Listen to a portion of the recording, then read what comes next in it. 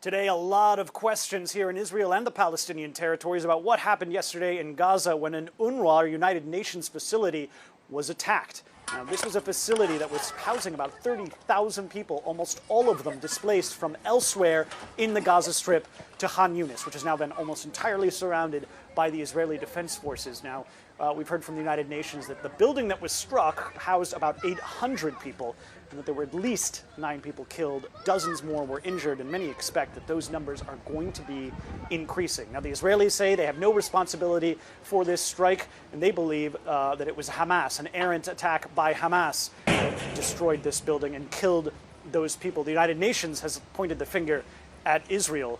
But all of this is part and parcel with another consequential event that is going to be heard tomorrow from the International Court of Justice. They're going to be deciding whether or not there's suspicion that Israel is committing genocide in the Gaza Strip. The actual definitive decision on whether or not Israel is committing genocide, that could be years down the line.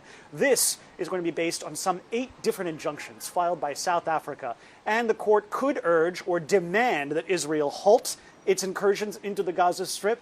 Another one of these injunctions would require Israel to allow in humanitarian aid.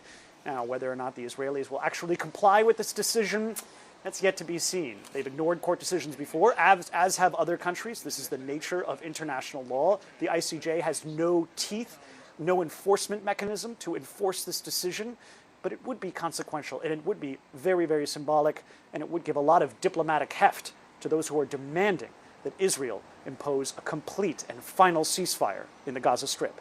Matt Bradley, NBC News, Tel Aviv.